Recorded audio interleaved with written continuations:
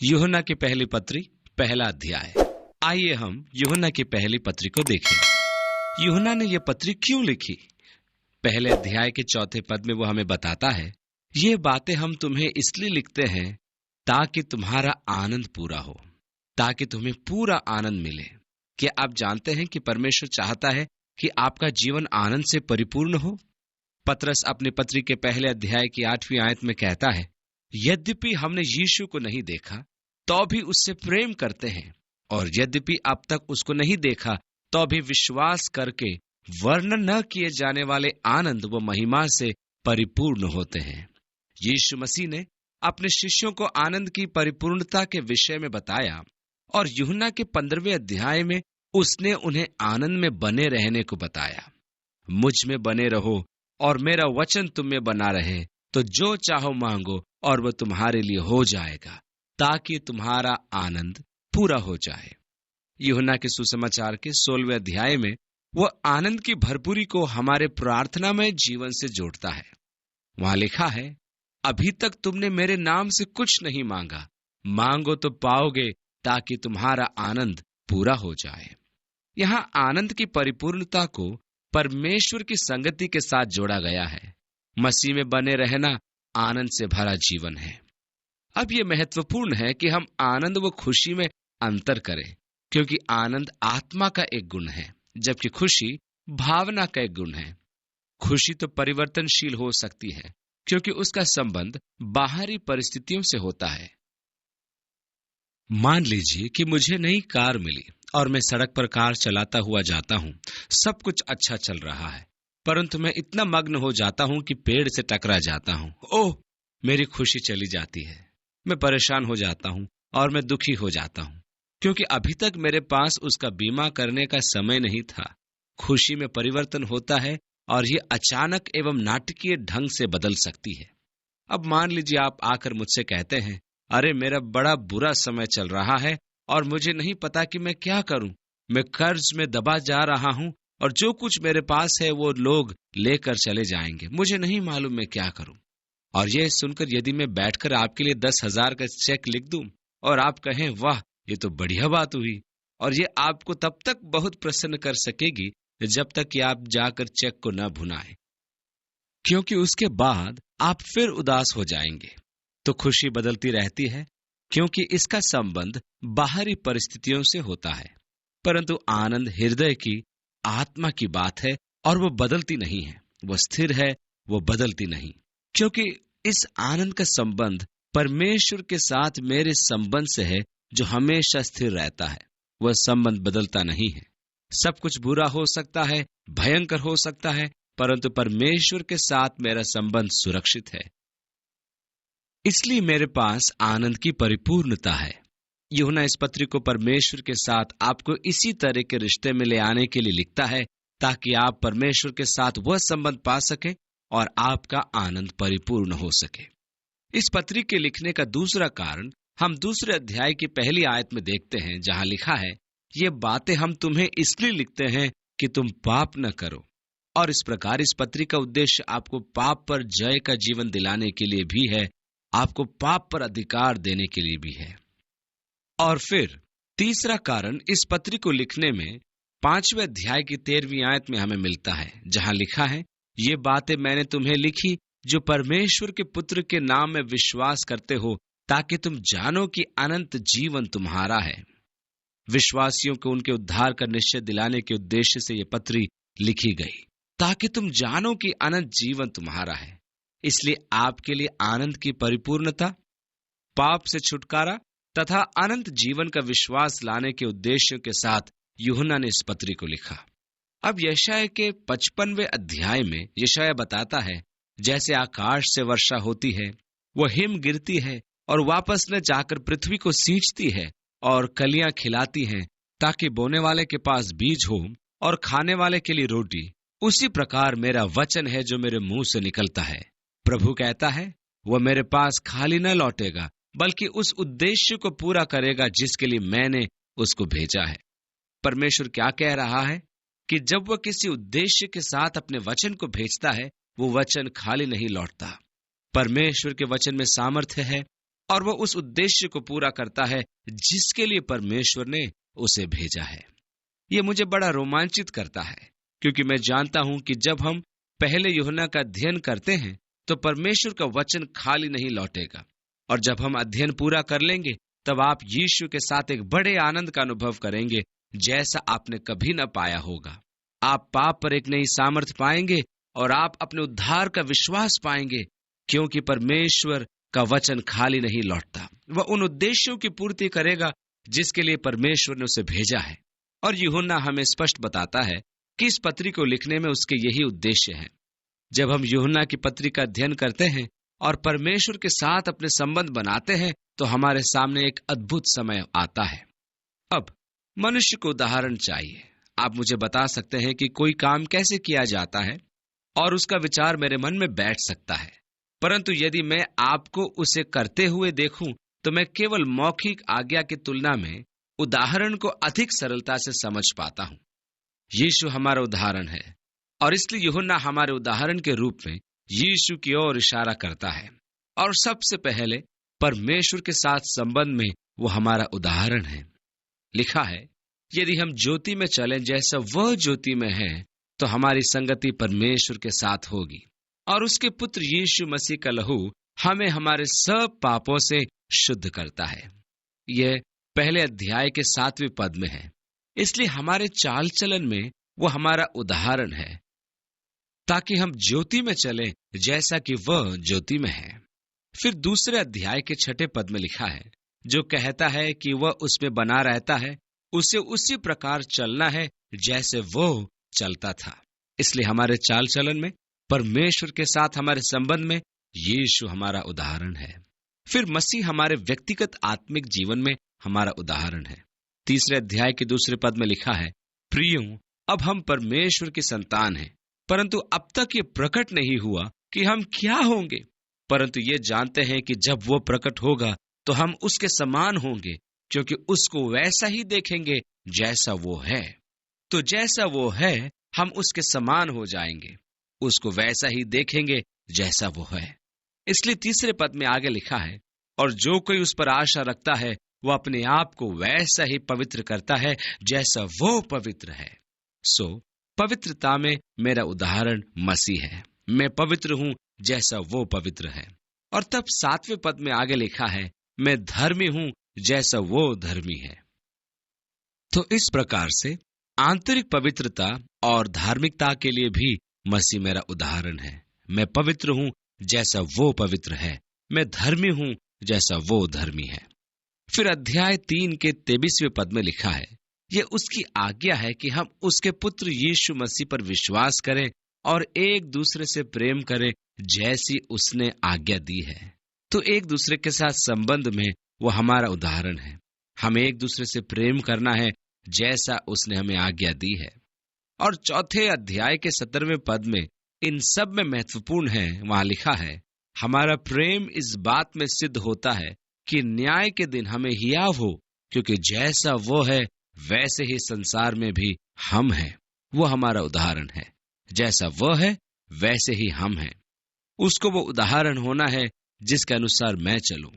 तो मेरे परमेश्वर के साथ संबंध में, मेरे अपने आंतरिक व्यक्तिगत जीवन में और फिर दूसरों के साथ मेरे संबंध में मसीह मेरा उदाहरण है। बाइबल हमें अपने आप को धोखा देने के विषय में चिताती है। लिखा है, धोखा न खाओ, परमेश्वर को ठट्टों में नहीं उड़ाया जाता।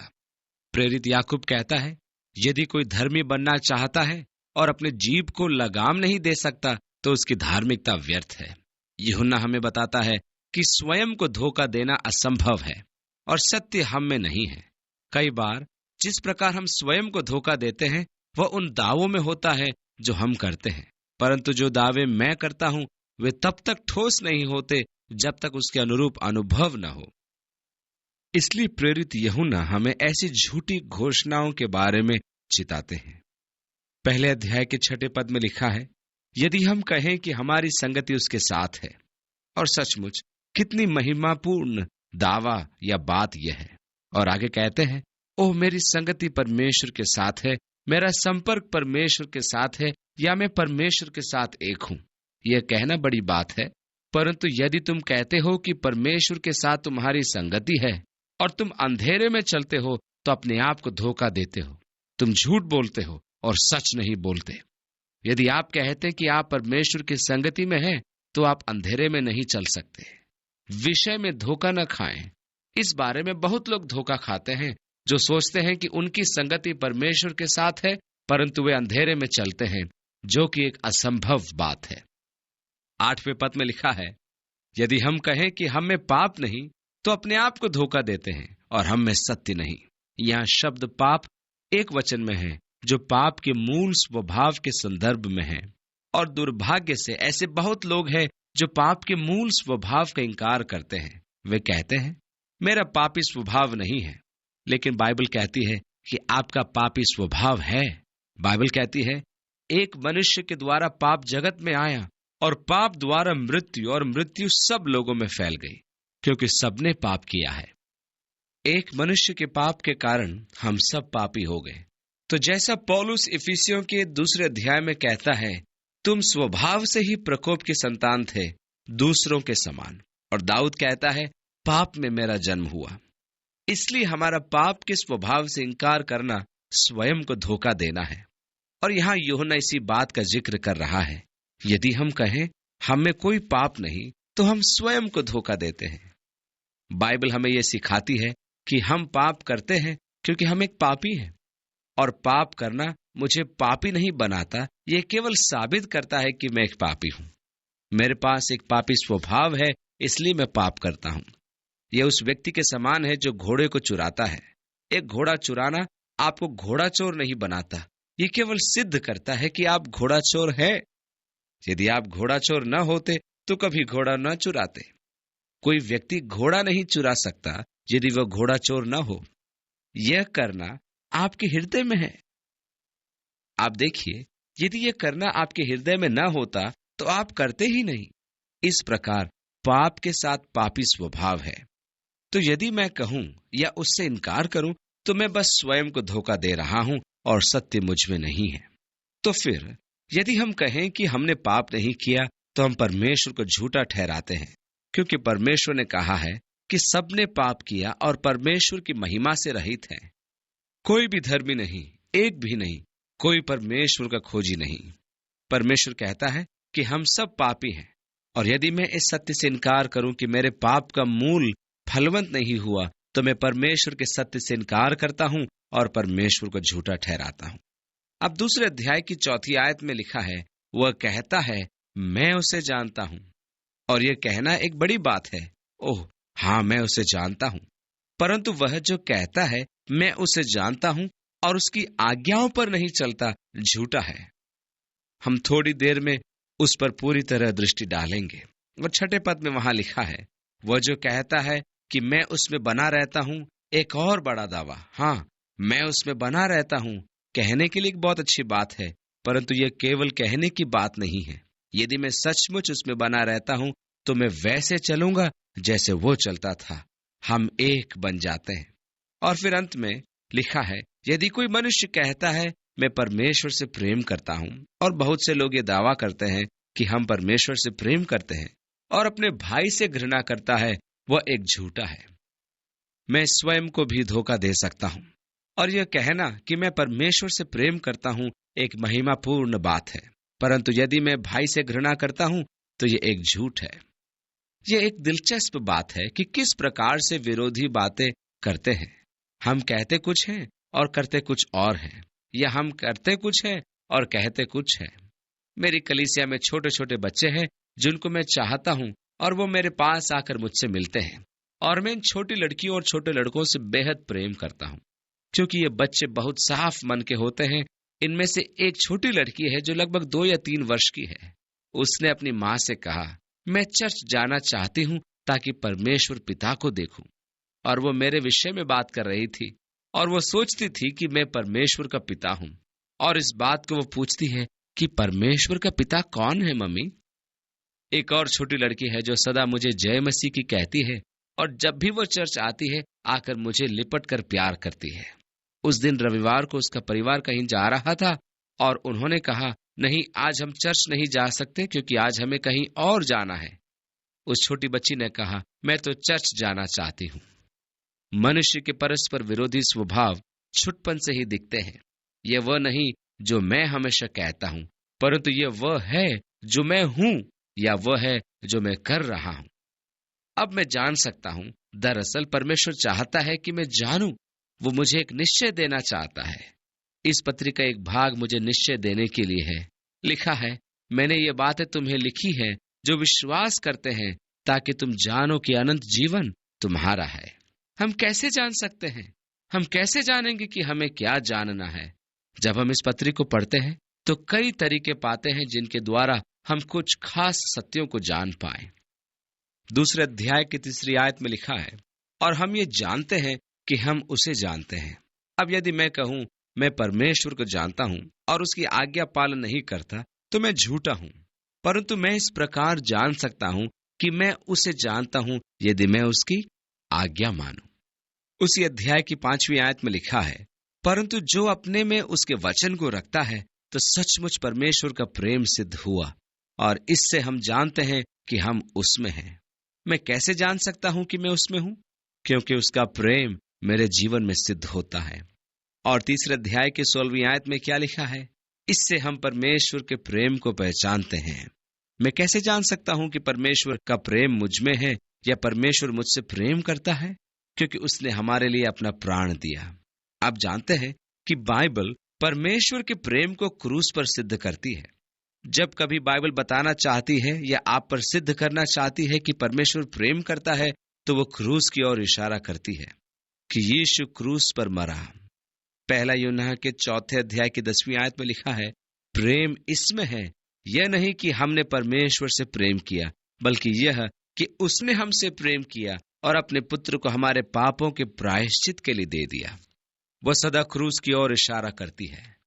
परमेश्वर ने जगत से ऐसा प्रेम किया कि अपना इकलौता पुत्र दे दिया।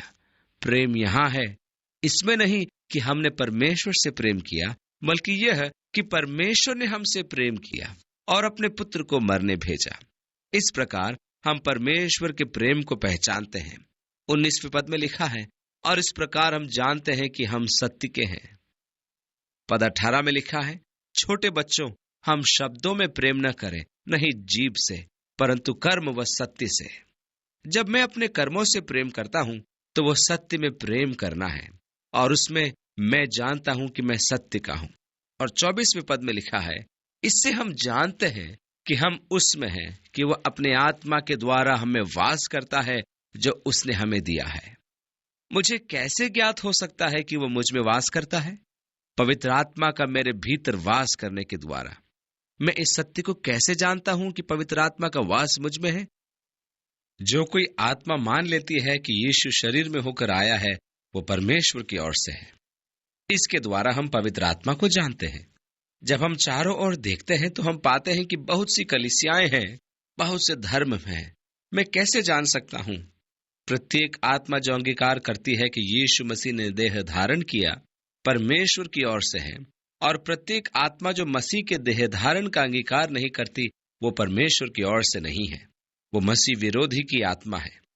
4:6 में लिखा है, हम परमेश्वर के हैं, और जो परमेश्वर को जानता है वो हमारी सुनता है। जो परमेश्वर का नहीं है वो हमारी नहीं सुनता।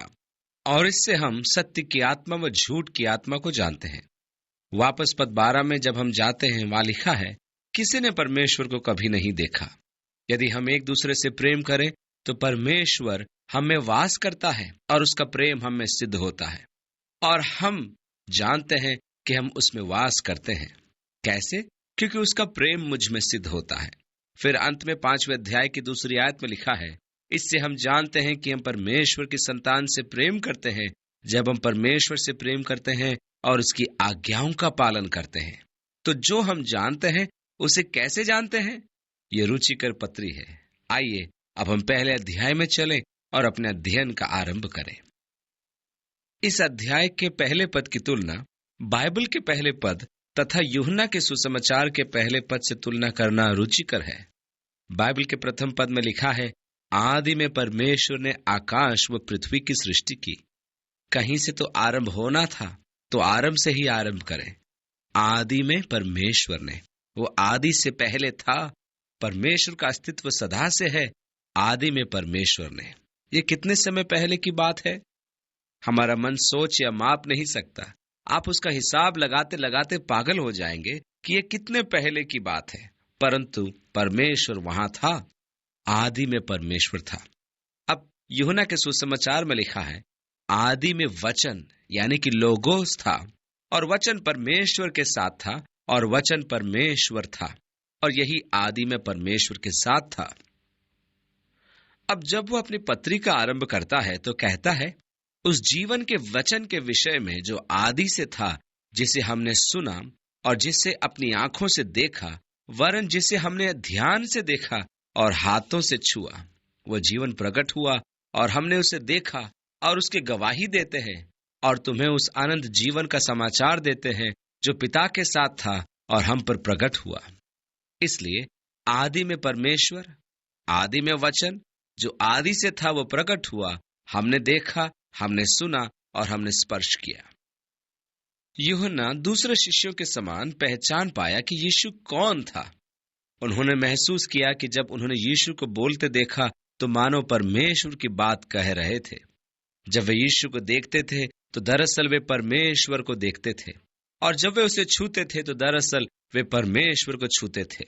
कल्पना करें कि उनके साथ क्या हुआ होगा, यह महसूस करने के लिए कि जब मैं अपना हाथ उसके कंधे पर रखता था तो मैं परमेश्वर को छूता था। जब वो अपना हाथ मेरे कंधे पर रखता था या मेरी कमर थपथपाता था तो परमेश्वर मुझे छूता था।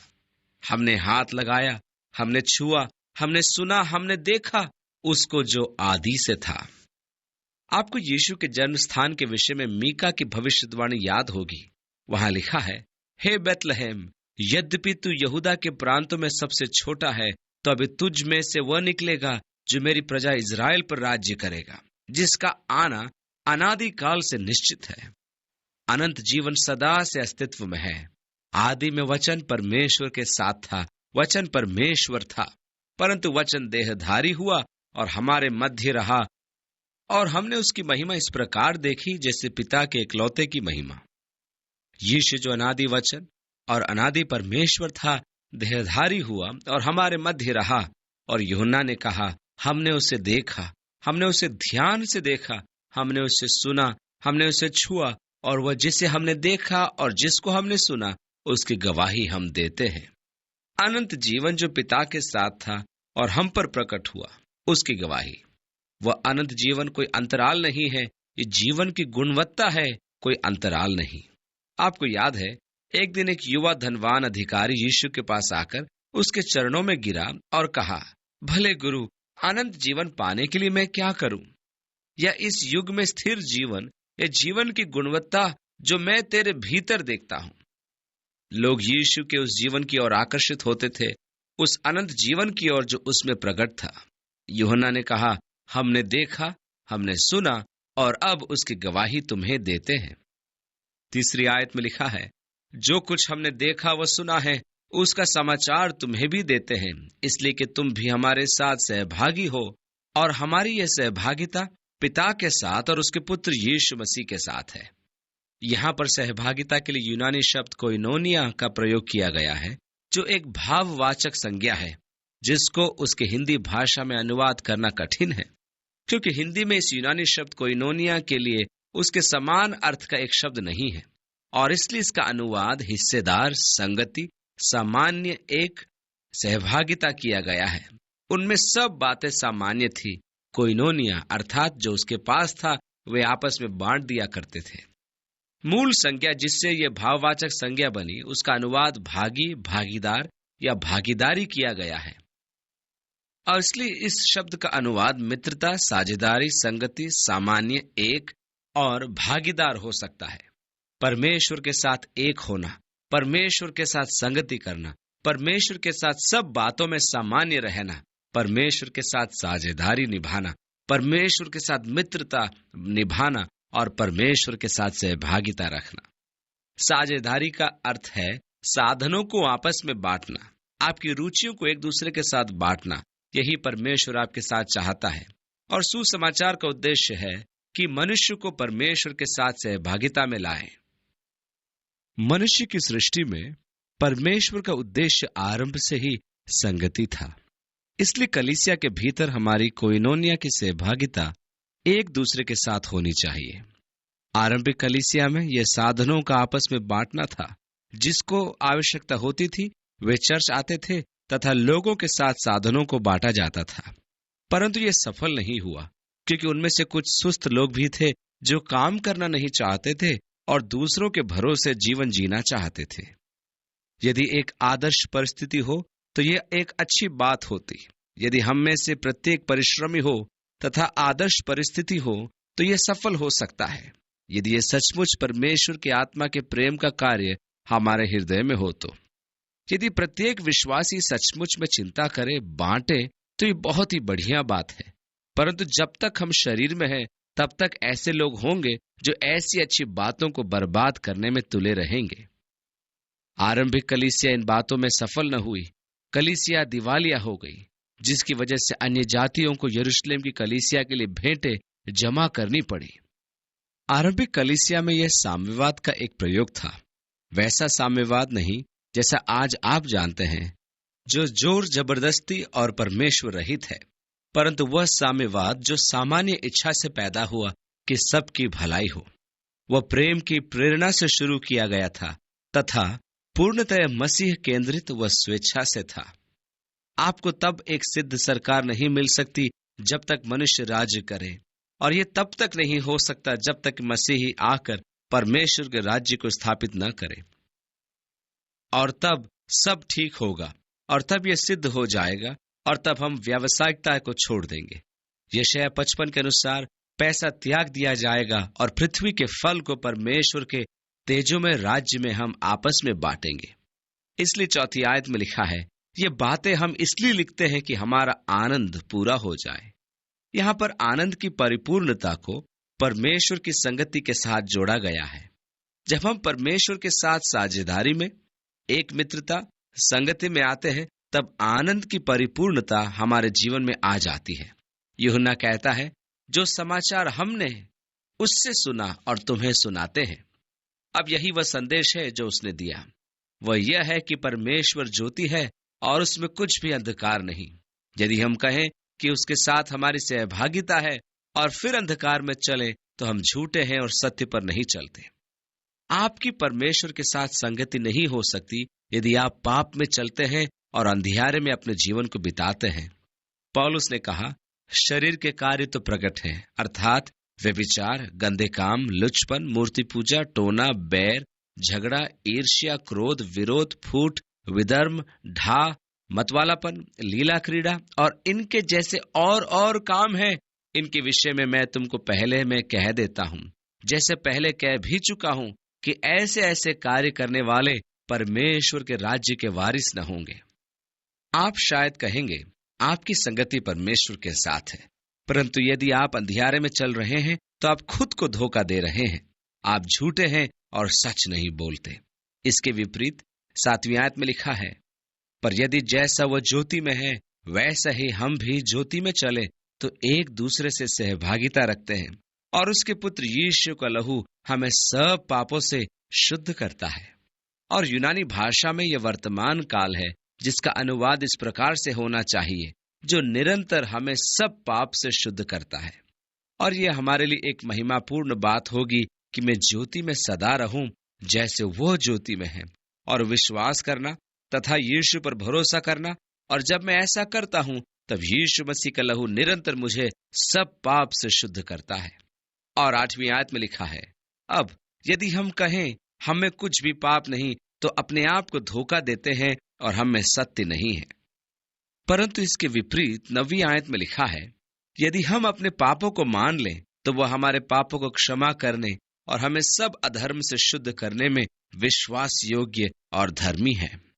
शुद्धिकरण का मार्ग पाप के इनकार से नहीं आता, और न क्षमा का मार्ग पाप के इनकार से या उसे छिपाए रखने से।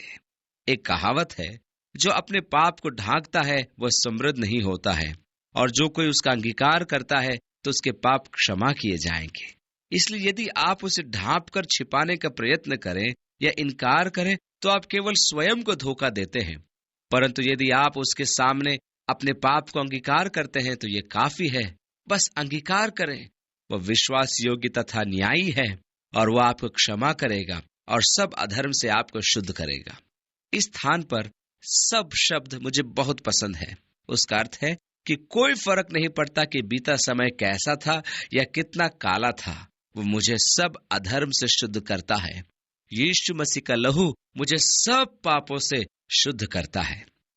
डॉक्टर फिनी नाम के एक प्रसिद्ध प्रभु के दास अमेरिका के पूर्वी भाग के मुख्य नगरों में एक सभा का आयोजन कर रहे थे। आपने कलीसिया के इतिहास में फिनी की बेदारियों के बारे में पढ़ा होगा, जो सचमुच प्रभावशाली रही थी। जहां तक उस परिवर्तन की बात है जो समुदाय में होता है, पूरब के एक नगर में, एक मुख्य नगर में, जहां उसकी एक जागृति सभा चल रही थी, जब वह शहर से चले गए तो नगर के सब बार यानी कि दारू की दुकानें बंद पड़ गईं, क्योंकि कोई वहां आता ही नहीं था। यीशु मसीह के सुसमाचार से शहर में इतना सामर्थ्य पूर्वक परिवर्तन हुआ था।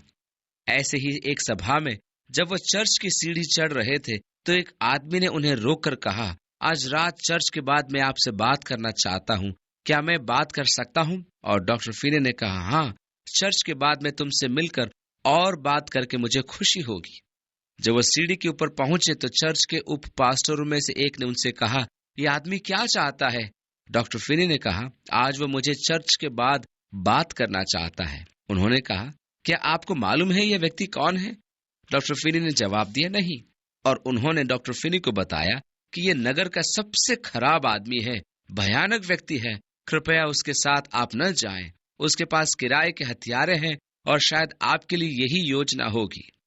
सभा के बाद उस पास्टरों में से एक ने उनसे कहा, आप उस व्यक्ति के साथ तो नहीं जा रहे? डॉक्टर फिनी ने बोला, मैं जा रहा हूं। उन्होंने कहा, आप नहीं जा सकते।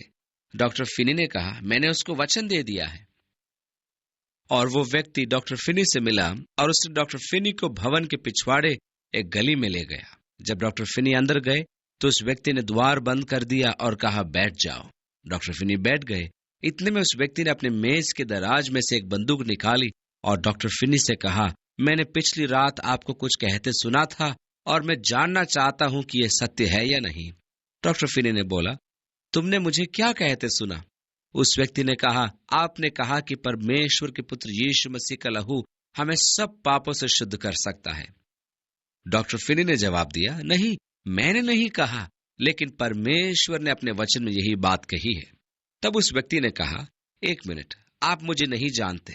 आप नहीं जानते मैंने क्या क्या किया है। आप एक शराब खाने के पीछे हैं और ये हमारी एक गैर कानूनी जुआ खाना है। और मैंने धोखाधड़ी से बहुत लोगों से उनके आखिरी पैसे भी ले लिए, जिनके कारण कई लोगों ने आत्महत्या कर ली। आपका क्या मतलब है कि परमेश्वर इन सब बातों के लिए मुझे क्षमा कर सकता है? तब डॉक्टर फिनी ने कहा, मैं सिर्फ इतना बता सकता हूं कि बाइबल कहती है कि परमेश्वर का पुत्र यीशु मसीह का लहू हमें सब पापों से शुद्ध कर सकता है। तब फिर उस व्यक्ति ने डॉक्टर फिनी से कहा, एक मिनट, ये पूरी कहानी नहीं है। सामने मेरा एक शराब खाना है, लोग आते हैं, पीते हैं और उनकी पत्नियां भी यहीं आती हैं अपने छोटे बच्चों को लेकर और मुझसे विनती करती हैं कि उनके पतियों को शराब न बेचे, और मैं उन पत्नियों को सड़क पर फिकवा देता हूं और उनके पतियों को शराब बेचता हूं जब तक उनके पैसे खत्म न हो जाएं। आपका मतलब है कि परमेश्वर ऐसे व्यक्ति को भी क्षमा कर सकता है? डॉक्टर फिनी ने कहा, बाइबल कहती है परमेश्वर के पुत्र प्रभु यीशु मसीह का लहू सब पाप से शुद्ध कर सकता है। उस व्यक्ति ने डॉक्टर फिनी से कहा, अभी बात पूरी नहीं हुई।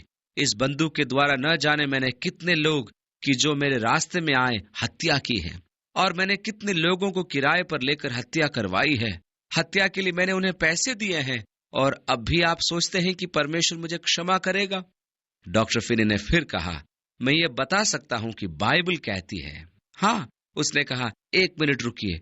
सड़क के पार उस बड़े भूरे पत्थर के घर में मेरी एक पत्नी व एक सुंदर बच्ची है। बीते 16 वर्षों से मैंने अपनी पत्नी से कभी ढंग से बात नहीं की। मैं अभागा हूँ, घटिया हूँ। उस दिन जब मेरी बच्ची भागी आ रही थी, मैंने उसको स्टोव पर धक्का दे दिया और वो गंभीर रूप से जल गई। मैंने उस बच्ची से कभी नहीं कहा कि मुझसे प्रेम करता हूँ। इस पर भी आपका क्या मतलब है कि परमेश्वर मुझे क्षमा कर सकता है? और उसी समय डॉक्टर फिनी ने खड़े होकर उसे पकड़कर हिलाना शुरू कर दिया और उस व्यक्ति से कहा, जवान, तुमने मुझे इतनी भयंकर कहानी सुनाई है जो न तो मैंने कभी सुनी है या स्वप्न में देखी है। यदि ये मेरी बात होती तो पता नहीं मैं क्षमा कर पाता या नहीं, परंतु मैं तुम्हें केवल यह बता सकता हूँ कि बाइबल कहती है कि परमेश्वर के पुत्र प्रभु यीशु मसीह का लहू हमें सब पापों से शुद्ध कर सकता है।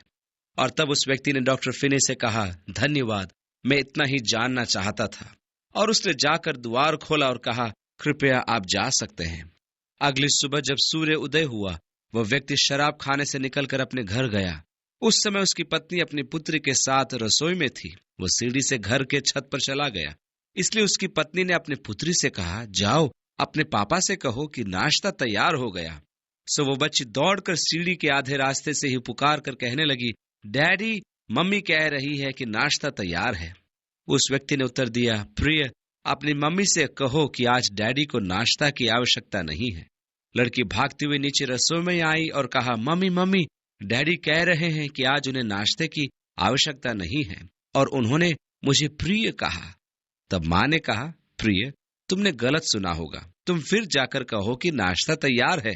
वो बच्चे फिर सीढ़ी के आधे रास्ते से ही अपने डैडी से कहती है, डैडी, मम्मी कह रही है कि नाश्ता तैयार है। और उसने कहा, प्रिय, यहाँ आओ। और वह गई और उसने उसे अपने गोद में बैठा लिया और कहा कि वह उससे बहुत प्यार करता है।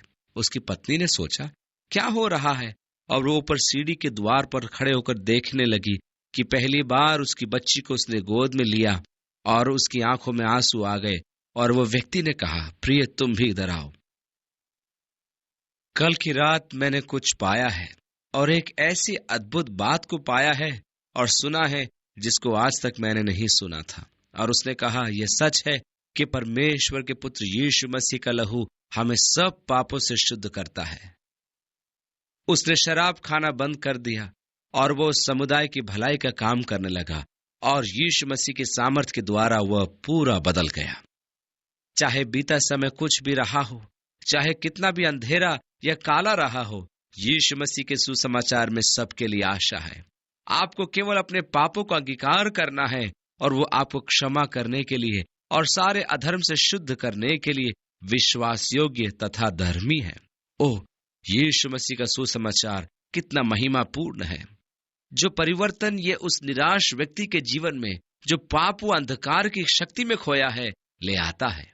जैसे यीशु ने पौलुस से कहा, मैंने तुझे अन्य जातियों में जाने के लिए बुलाया है ताकि उन्हें अंधियारे से ज्योति में और शैतान की शक्ति से परमेश्वर के राज्य में ले आए। इसलिए हमारा जो बहुत आनंदपूर्ण धन्य अवसर है कि लोगों के साथ परमेश्वर के उस सामर्थ को बांट सके जिससे वे पाप व अंधकार की शक्ति से छुड़ाए जा सके। यदि हम कहें कि हमने पाप नहीं किया तो हम उसे झूठा ठहराते हैं और हम में उसका वचन नहीं है।